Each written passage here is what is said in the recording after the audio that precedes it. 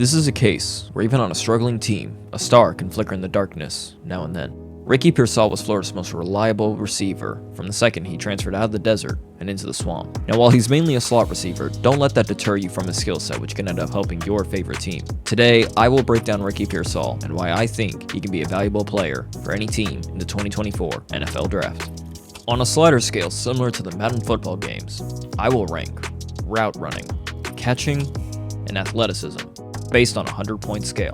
At the end of this video, you will have a comprehensive outlook on this player without having to know everything about the X's and O's, and also have the knowledgeable approach similar to an NFL scout. This is Sliders.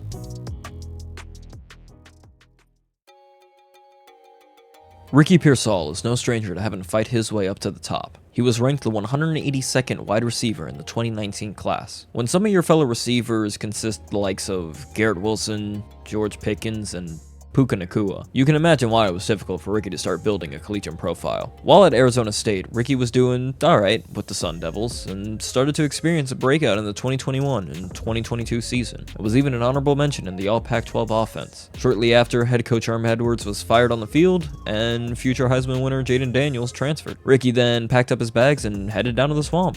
His 2 seasons at Florida sparked the best version of Ricky we have seen up to this point.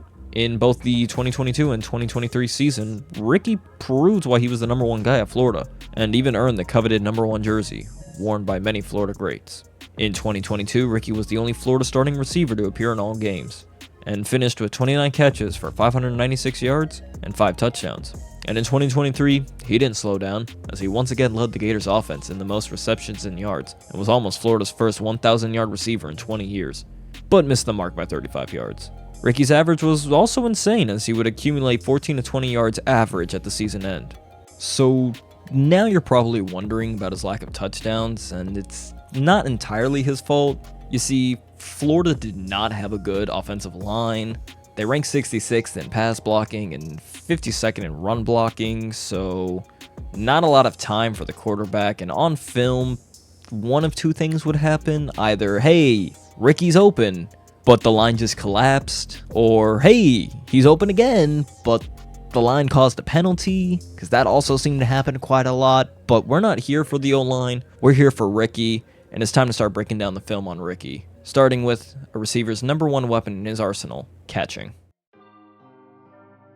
Now when you look at the wide receiver position, these receivers can come in many different shapes and sizes. You have short, fast guys like Tyreek Hill, and tall, athletic freaks like DK Metcalf. Now while these weapons are nice to have, let's look at some other receivers that have speed as a weapon, such as 𝗕𝘂𝘀𝗶𝗲𝘀𝗀 and Quez Watkins. These 2 are both receivers that can beat any defender off the line of scrimmage, have the ability to get open, they have the ability to get 2-3 steps ahead of these defenders, but they're catching.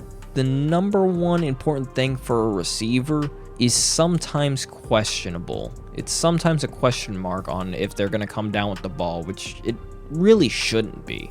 They can be unreliable at times, which is why I'm going to stick with Ricky Pearsall as a reliable receiver. Ricky is a guy that will be able to do whatever he can in his powers to catch the ball. He even earned the nickname of Go-Go Gadget Arms at the Senior Bowl. If the ball is in the air, Ricky will fully jump up, extend his arms, contort his body however needed to make that catch, such as the catch against Charleston. You know the one. Drops back, they rush forward, fires down the right side, one-handed catch, leaping in the air, Pearsall brought it down at the 30-yard line. Are you kidding me? I just felt like Ricky primarily showcased his talents in the middle of the field with slants and crossing routes, with either a defender a step behind him or hanging off of his legs, and that didn't really seem to bother Ricky. He also showcased a great ability to track the ball, which helped him in any over-the-shoulder catches that had to be made. Now, some knocks on him is he is a true 50-50 receiver. What I mean by that is on contested catches, his grade is literally at 50. So it is a flip of the coin whether or not if he's going to come down with that. Another glaring issue with him is he can kind of get out-muscled by more physical defenders. We saw that at the Senior Bowl with Cam Hart, got jammed off the line of scrimmage and sometimes just got knocked down. So those are kind of just some things that, Ricky needs to work on, but if Ricky can get his hand on the ball in wide open space, he's going to come down with it. Ricky only has 2 noted drops. Now, the only reason I say noted is because you'll see in the South Carolina game, there's one pass where it bounces out of his hands, but fellow receiver Trey Wilson runs by and grabs it. So I'm going to count that as a 3rd drop for this grading scale. Just again, because of some of the struggles of the 50-50 catches, some of the struggles against a more physical, just defender, Ricky will see a grade of 40 for catching. Very good. Just again, want to see what it's like when, you know, he's taking these hits up the middle from safeties and linebackers like a Derwin James or a Roquan Smith. Same thing that was mentioned in the Jermaine Burton sliders. These are just some things that we want to see, but teams should not be too worried. This is all fixable with hard work. You know, nothing Ricky isn't used to. But rather than talk about the hands, let's hand it over to Dante as he breaks down the film for us so you can see Ricky. All right, so we're looking at Ricky Pearsall right here in the slot. What he's going to do is kind of get an outside release on this receiver, and Graham Mertz is going to go ahead and float this one up, but watch the adjustment on the catch as he almost has like eyes behind his head trying to make an adjustment for this catch. So he's going to get this outside release, try to turn on the jets, gets right in front of the receiver or the defender, and he goes up and he snatches this ball. So this is from, you know, a better angle here. Gets up there, and you know what he's going to try to do is just make sure he follows that ball right into his hands outside the numbers, then bringing it in and holding on to that ball. It's kind of the versatility that you're going to see from Ricky Pearsall on film. Is he's really good at following the ball all the way into the catch and making a hands catch as well. He's not really a body catcher, but this is a really good play showcasing this catch. All right, we got another good play where Ricky's also playing the slot, but there's a motion man here, so now he becomes the outside guy. But what you're going to see here is another where he's getting an inside release here, kind of running a 9 route, and then it turns into almost a post corner because Graham Mertz is going to short arm this pass, but he goes up, grabs it with both hands, and makes sure that he comes down with the catch. So he's going to get it, runs his route, gets the guy on the outside of him, goes up and snags the ball. So seeing it from this angle, we got the motion man, fake handoff, beats his guy downfield, and he goes up all hands, gets it into his body, and protects the ball. Again, another great way to, you know, be a pass catcher in the NFL is making these type of throws and making sure that not only when you make the catch that you secure it all the way through. So this is some of the things that makes Ricky Pearsall so good as a pass catcher. Now, I don't think it's crazy to say that Ricky's route running is at the top of this class. I know I mentioned earlier that slants and crossing routes were kind of his bread and butter, and I don't think that's entirely false, but you do have to know that he is very knowledgeable in the route running, and it's also important to note that his snap percentages were pretty balanced. 56.5% of the time he was lined up in the slot, and 42.4% of the time he was lined up outside. Now, this isn't going to affect his route running grade, but I do want to note that the rest of those percentages went to either wildcat formations where he's under center, jet sweeps, option plays. I know at Arizona State he has a passing touchdown, so for any offensive coordinators out there that want to get creative, you can get creative with this guy. You don't have to worry about it. It is entirely up to you. Now, his deep game is not the best, but where he excels at is his short to intermediate route running. There are times where in zone coverage, Ricky is just able to locate the empty spot where it is too late for the defender to get to. So he's just able to weave in, and that's usually where the slants and crossing routes come in. He is able to weave behind a defender like an X-Factor ability and locate the blind spot in that zone coverage. And that also helps with his yards after catch. That's another important thing to notice about his route running, and that's where a third of his yardage came from. About 360 plus of his total yardage came from the yards after a catch. So For all of this, being able to put all of these abilities into one weapon for his route running, we're going to give him a grade of 30. It's nothing to scoff at. This is just mainly what he was asked to do in Florida. He was mainly asked to be a safety net, play between short to intermediate, 5 to 15, because Graham Mertz not known for having the best deep arm. And it also helps that Ricky is just a smooth route runner who is really good at getting yards after the catch. If an offensive coordinator in the NFL is able to kind of perfect his deep game, or even just help him get better at it just slightly, he can be a perfect all-around receiver. Now, to show you his route running, I'm going to hand it back to Dante so y'all can watch the film. All right, so on this Ricky Pearsall route here, it's going to be like a 15-yard post route that he's going to run right here. And I just want you guys to pay attention to what happens to the corner. He totally thinks he's getting, an out or inside release of some sort, but Ricky's going to go outside on this post. And once you see the knees of the receiver pointed the opposite way of where the receiver's going, you know that he got you pretty good on this route. So just wanted to, point that out, that this route was pretty amazing. Let's go back to it here. And what you're going to see, takes that jab step inside, arms go out, knees go outside, and Ricky wins the route here, even though he didn't catch the ball. So that's some of the immaculate route running that you're going to get from Ricky Pearsall, especially against a good team like LSU, who's known for their corners. All right, this is a pretty nasty route from Ricky Pearsall. Might not show up a lot on, the big screen, and they might not review this a lot, but I want you to see how quickly Ricky Pearsall is able to stop on a dime on this comeback route. So, as we play this, what you're going to see is he's going to cheat past that linebacker, and right there at the 35-yard line, within 3 hash marks, he's already turned around, ready for the ball to be completed, and he takes it downfield. This is kind of just a masterclass of what we were seeing at the Senior Bowl as well during those practices, of how well that he can stop, turn around, and most importantly, get a hands catch here. Bam, gets that turnaround, make sure he brings it inside the body, secures the ball, knowing that there's going to be pressure on each side, but just the route itself is just beautiful to watch. And this type of stuff that you want out of your receivers as far as route running is concerned, and this is one of those things that we want to point out. Not only is he great at the top of the route, or he can be great at the top of the route, he's also really good in the middle of the field on those intermediate routes to be there when the ball comes out.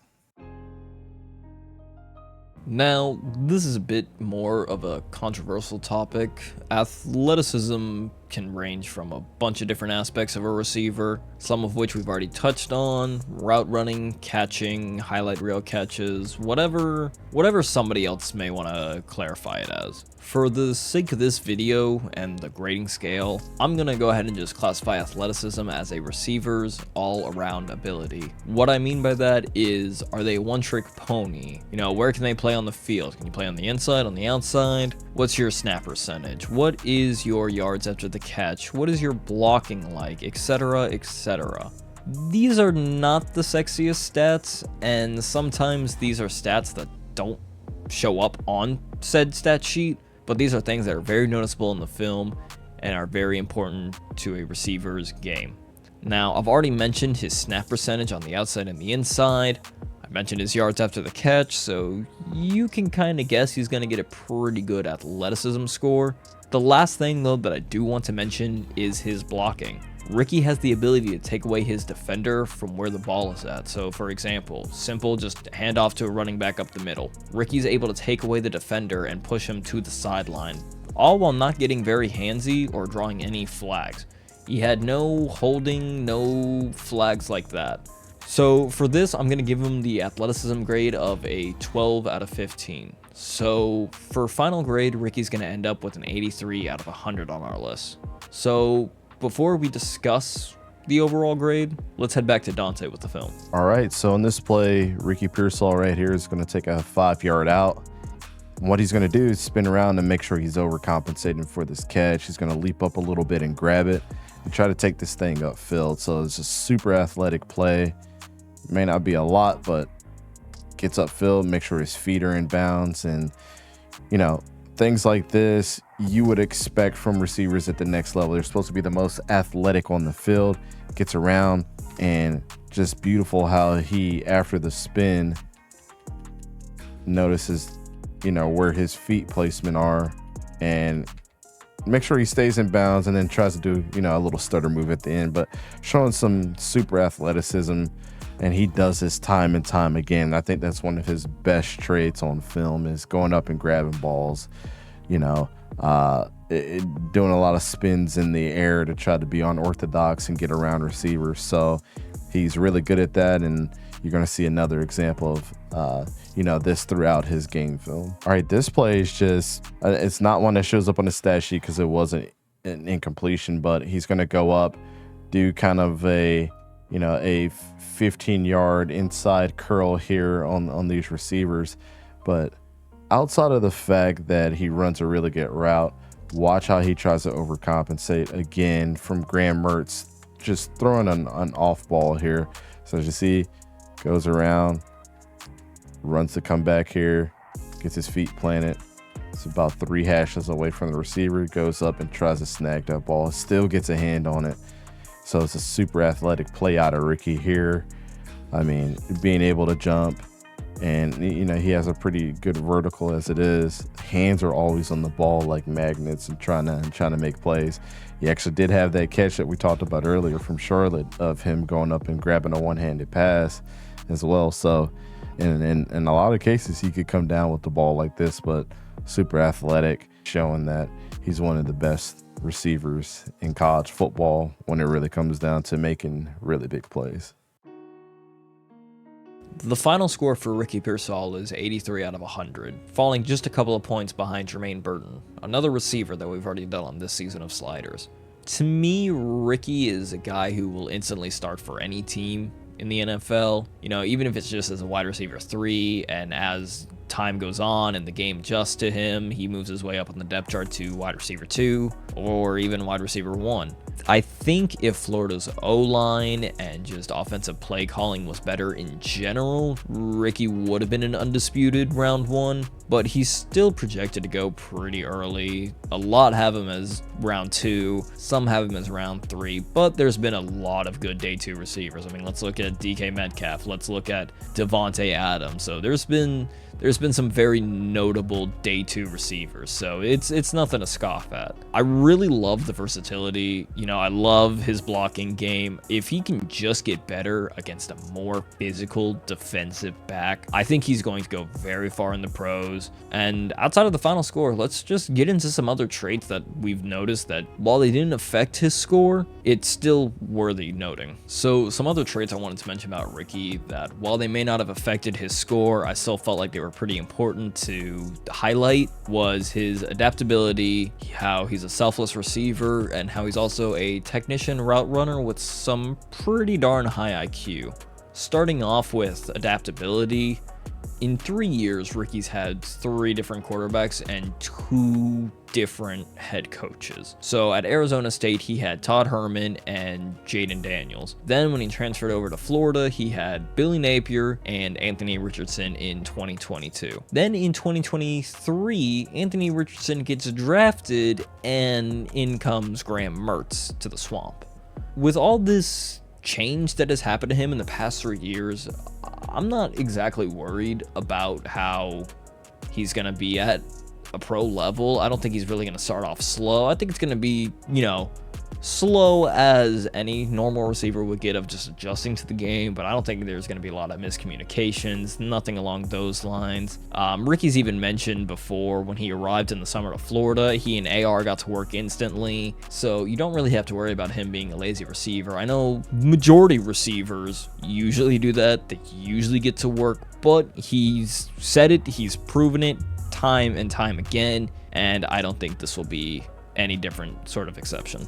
So another thing that we really like about Ricky is how he's a selfless receiver. You know, we've already mentioned how he is with blocking. It's some of the best in this class, and there are some top guys, like even when we were watching Marvin Harrison Jr. Obviously, Marvin Harrison Jr. is #1 receiver. There's no question about that. But there are times where he just does not want to block like how Ricky does. Marvin usually will just run, and that's about it. Ricky's not afraid to get too handsy with it. And, you know, doing research for this week, I found this quote that I'm going to go ahead and just share now about Ricky talking about his blocking.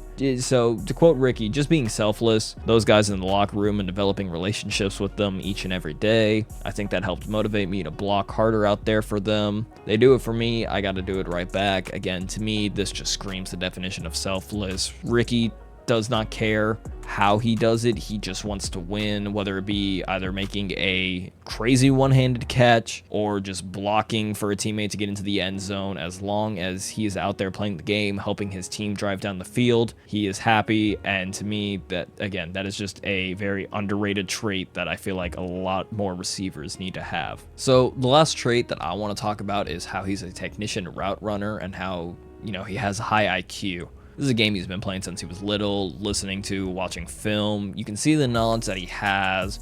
You can see how he's able to find weak spots in coverages. You know, there will be times where it's a zone coverage and he just sneaks behind like Solid Snake in a cardboard box. He just sneaks behind the zone defender, breaks up the zone. But why should I have me explain how he breaks down a signal call and route running when I can just have the man himself explain it? That catch against Charleston, man. Just kind of give a POV of what went on. Yeah, man. So we called a seam read. We knew that it was a middle closed look, so I was keeping the seam. And I looked at Graham, he looked at me, so I was like, yeah, this ball's going to be up in the air. So I started running down the seam, and I tried to keep it skinny so the corner and the safety couldn't fall onto me, but the ball got lofted a little bit. Graham let it go, and he trusts me, to make a play. So I went up there and made a play. Made a great one, too. And throwing up one hand made it a little bit easier for me because I took a big shot, but it could have been worse if I put two up there. You know, I would have exposed a lot. So I think putting in one in the opposite hand made it better. So I wanted to throw up two players here that I see a bit of their game in Ricky. Like, if we were to take each aspect from these two players,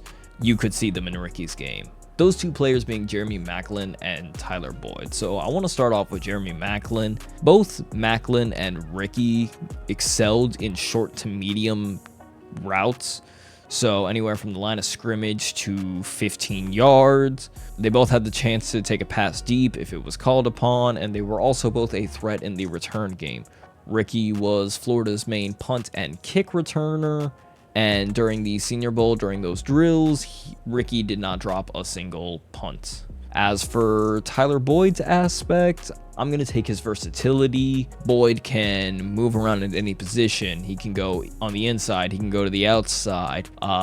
Great blocking game. Not afraid to block in passing concepts or running concepts, much like Ricky. And just a fun little tidbit, not saying that these two are alike, but on the NFL Combine, Chris Olave and Ricky Pearsall did put up similar numbers at their respective combines.